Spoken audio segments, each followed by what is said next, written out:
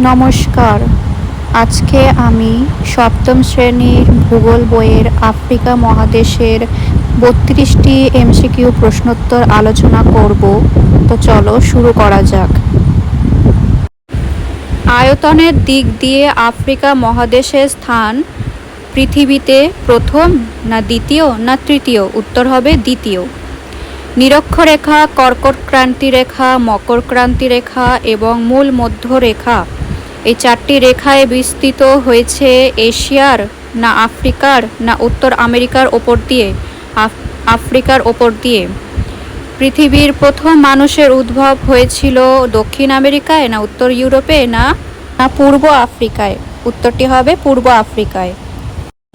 এরপর দেখো, ইউরোপ ও আফ্রিকা মহাদেশের মাঝে অবস্থিত আছে জিব্রাল্টার প্রণালী না বেরিং প্রণালী না পক প্রণালী? উত্তর হবে জিব্রাল্টার প্রণালী। এশিয়া এবং আফ্রিকার মাঝে রয়েছে আরব সাগর না লোহিত সাগর না ভূমধ্য সাগর? উত্তর হবে লোহিত সাগর। আফ্রিকা মহাদেশের আয়তন প্রায় ১,৩,৬০,০০০ বর্গ কিলোমিটার না ৩,৩,৭০,০০০ বর্গ কিলোমিটার না ৪,২৫,৭০,০০০ বর্গ কিলোমিটার? উত্তরটি হবে ৩,৩,৭০,০০০ বর্গ কিলোমিটার। এরপর দেখো, আফ্রিকা মহাদেশের পূর্ব দিকে রয়েছে ভূমধ্য সাগর না বঙ্গোপসাগর না লোহিত সাগর? উত্তরটি হবে লোহিত সাগর। আফ্রিকা মহাদেশের উত্তর দিকে অবস্থিত আরব সাগর না ভূমধ্য সাগর না লোহিত সাগর? উত্তর হবে ভূমধ্য সাগর। পূর্ব আফ্রিকার ভূপ্রকৃতি হল পার্বত্য অঞ্চল না মরু অঞ্চল না গ্রস্ত উপত্যকা? উত্তরটি হবে গ্রস্ত উপত্যকা। নেক্সট, আফ্রিকা মহাদেশের সর্বোচ্চ শৃঙ্গ হল মাউন্ট তৌব্লক না মাউন্ট কিলিমাঞ্জারো না মাউন্ট কেনিয়া? উত্তর হবে মাউন্ট কিলিমাঞ্জারো। দক্ষিণ আফ্রিকায় অবস্থিত মরুভূমিটির নাম হল সাহারা না সোনেরান না কলাহারি? উত্তর হবে কলাহারি। আফ্রিকার উচ্চ মালভূমির তৃণভূমিকে বলে ডাউন্স না পম্পাস না ভেল্ট? উত্তরটি হবে ভেল্ট।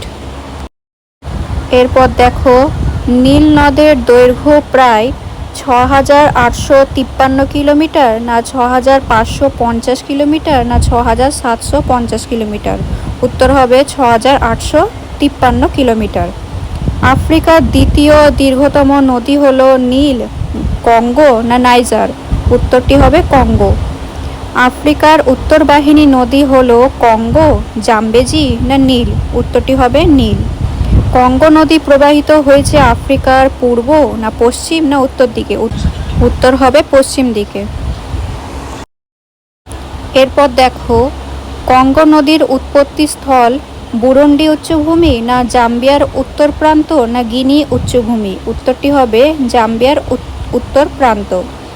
পৃথিবী বিখ্যাত ভিক্টোরিয়া জলপ্রপাতটি সৃষ্টি হয়েছে নীলনদ থেকে না নাইজার না জাম্বেজি নদীর গতিপথে?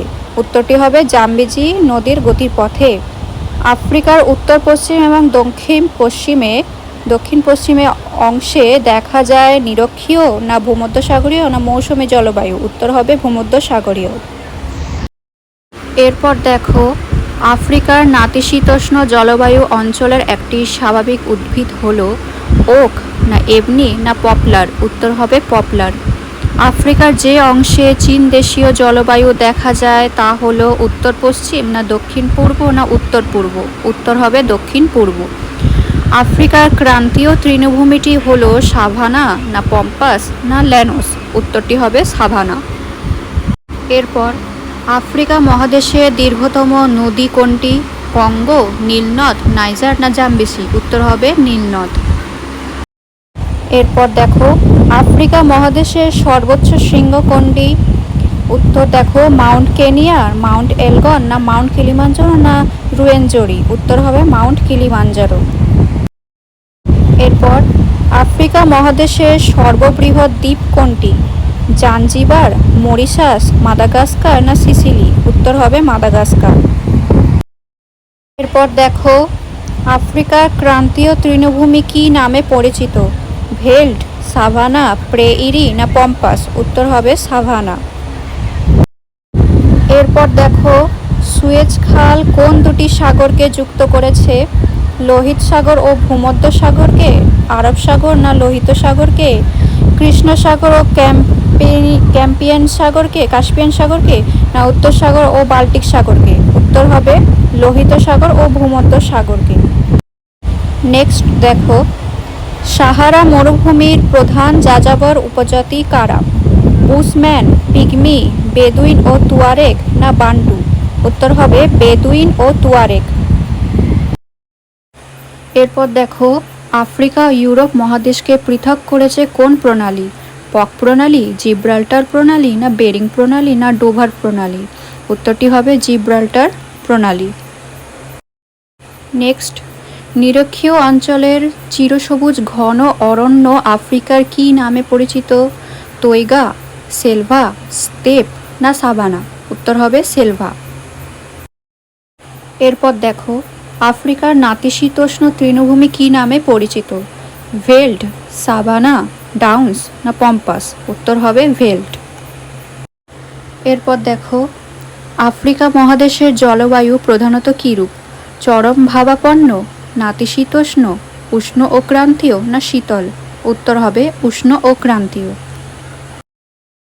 তো এই ছিল সপ্তম শ্রেণীর আফ্রিকা মহাদেশ থেকে গুরুত্বপূর্ণ 32টি এমসিকিউ প্রশ্নোত্তর, যা পরীক্ষায় কমন আসার সম্ভাবনা বেশি। তোমরা এই সমস্ত প্রশ্নোত্তর পড়ে যেও, আশা করছি তোমরা পরীক্ষায় কমন পাবে।